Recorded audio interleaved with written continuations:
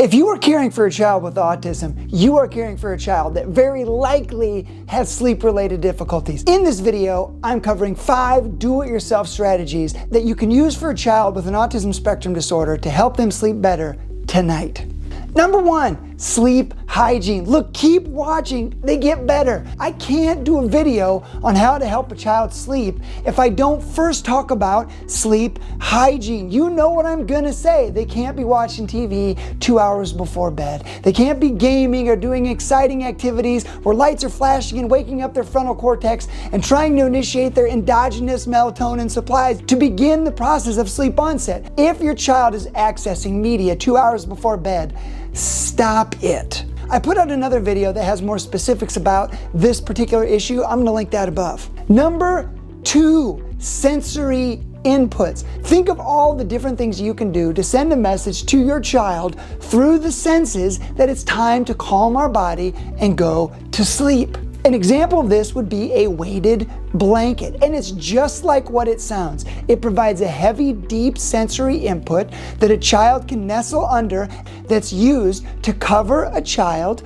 oftentimes under or over their comforter, that sends a deep sensory message that it's time to calm our body, that we're safe, we're getting nice input, and it's time to rest. You can buy these on the internet. There's many different companies who sell them. There's no specific kind or weight that's better than the other. If you or someone you know can sew, there are several different plans on the internet that you could use to make your own blanket at home and save yourself a bunch of money. Think about compression clothing. When my boys were young, they went through a phase where all they wanted to wear was athletic gear, and underneath of that athletic gear had to be an additional layer of athletic gear that was super tight fitting. It was Under Armour, or it was Nike, it was all these different styles or kinds. So many of these kids were dressed in these Lycra outfits that were all neon and mismatched, and they ended up looking like a very confused rodeo clown. That's the kind of stuff I'm talking about. Find something that provides, again, that deep sensory input, that tight fitting. There's abdominal binders, these type of elastic bands that can go around the abdomen that can provide, again, that deep input. There's certainly tight fitting clothing that can go on the upper or the lower extremities. And the theme here is really just the same. It's sending this message deep to the bones that says it's time for sleep. You don't have to go and buy something expensive that's a certain weight or a certain texture.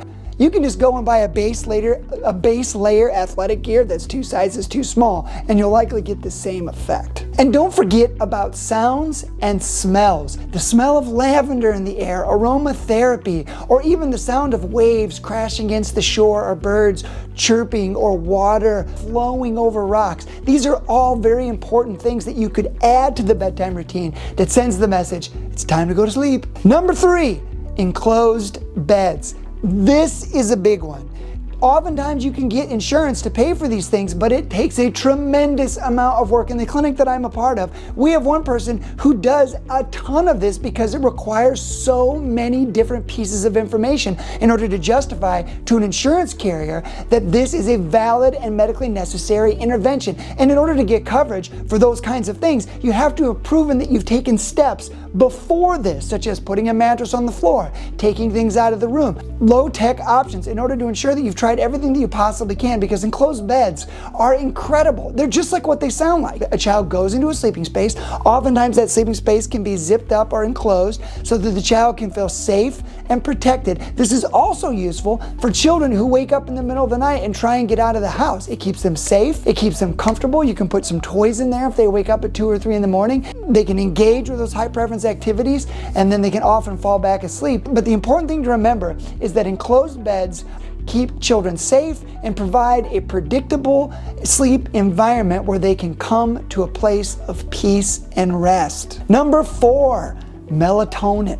I've done other videos, I'm gonna link them above. Melatonin is evidence-based and best practice. There's a lot of information on the internet about melatonin being one thing or the other. What I want you to understand is that this is an effective strategy to use in individuals with an autism spectrum disorder. Start anywhere from a 2 milligram dose to a 10 milligram dose, anywhere from 30 to 60 minutes before bed. It is true that there are not long-term studies demonstrating the safety of this medication over several years, but there are most certainly certainly studies to demonstrate the benefit of short-term use of melatonin. It doesn't matter what formulation you choose, whether it's a liquid or a tablet or a gummy or whatever it is. Over-the-counter remedies can be very effective, but you're smart people. You don't always know what you're getting with an over-the-counter remedy. Your primary care provider can prescribe this through their medical record that will go to the pharmacy and allow you to access either a short-acting version of melatonin, good for sleep onset difficulties, or a long-acting version of melatonin, good for sleep maintenance issues.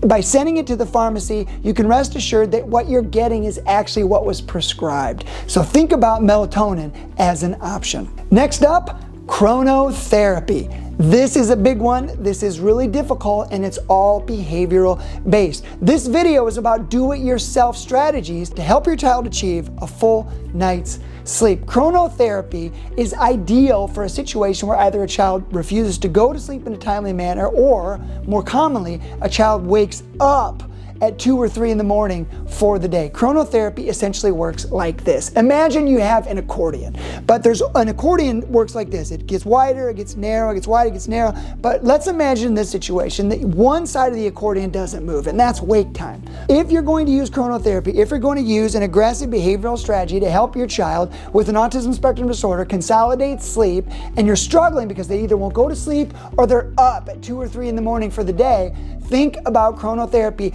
first by locking in this side of the accordion, and that is wake time. Your child will wake up at the same time every day. I don't care if it's 6, I don't care if it's 7, but it has to be a time that works for school, works for therapies, and works for the family, and works for you as the provider. So pick your wake time and know that this side of the accordion does not move. This side moves. This side over here, this is bedtime. If you have a child who goes to bed at 7 or 8 o'clock at night or 9 o'clock and they wake up at 2 o'clock and they're up for the day, if you want to eliminate that early morning wake time, the best way to do it is to choose your wake time and take your bedtime tight. Put that child to bed, not at 7, not at 8, not at 9. Put that child to bed at 1 o'clock in the morning. They wake up at 6 or 7, they go to bed at 1. I know how that sounds, but Noble, they're going to sleep less than they already do. This is going to be terrible. But listen, I'm going to say back to you, do you think if you put that child to bed at 1 o'clock in the morning, that they're likely to wake up at 1:30 for the day? Do you think that's true? Maybe. Maybe you have a kid who does that, right? They're going to do that for a day or two, and you're going to say, this video doesn't work, and Dr. Noble's the worst doctor on YouTube, which is probably true. But listen, I want you to keep this up until that child falls asleep. Bam! 6 o'clock wake time does not move. The child doesn't go to bed at 7 or 8 or 9. The child goes to bed at 1 o'clock in the morning. You do that for 2 or 3 days. The child just falls over at 1 or 1:30. You do all the things that we've just discussed, the sleep hygiene, the sensory inputs, the enclosed bed, the melatonin. You do all of those things, okay? But you take that bedtime tight. You take it all the way to 1:30 in the morning. That child just falls over. The likelihood that child's going to wake up at 1:30 or 2 is low. It's not zero. It's not zero, but it's low. You wake that child up at 6 o'clock in the morning and they march. They march all day long. They go to school, they go to therapy, they go to ABA or whatever it is they do, and then you're thinking, I see. I know what happens now, Noble. They come home at 7 o'clock and they just fall over because they're so tired, and then they just go to sleep and it's fixed. Wrong-o. Wrong, wrongity, wrong-o. You do the same thing. Why? Because you're playing to win. Oh yeah, I'm making YouTube videos in my basement because I want you to win. The wake time doesn't change, 6 a.m. The bedtime doesn't change, 1 o'clock, 1:30, 2 o'clock in the morning. You do that for a second night, bam, they go down. They wake up, they march all day. And now you're gonna say, but they get so tired. At 3 o'clock in the afternoon when I pick them up in my Subaru Outback and I'm driving them home, they just fall asleep. They're like a dead body. I don't know what I'm supposed to do. They're catching these cat naps, right? If your child naps and you're allowing it, this is the kiss of death. Do not allow them to refill their sleep tank so that they can punish you all night long. They don't sleep during the day. They don't take naps after school. How do you prevent it? Very simple. Roll the windows in your Subaru Outback all the way down. Find a 90s country station. You know the one, the 90s country, the good stuff, way down yonder on the Chattahoochee kind of stuff. You know it, and you crank it. I mean, you crank it. Those factory stereo speakers are about to blow apart. You just crank it as loud as you can. I know, I just lost a bunch of subscribers. Well, joke's on you. I barely have any subscribers. But listen, you got to keep this kid awake. If you're listening to 90s music with the windows down, you're gonna be awake, right? It's activating. I'm thinking about it right now. I'm thinking about Alan Jackson. I just want to run 10 miles. You've got to do whatever it takes to keep this kid awake. In order for chronotherapy to work, you have to lock in the morning wake time, you have to take bedtime tight, and then you have to make sure that that kid does not get a cat nap during the day.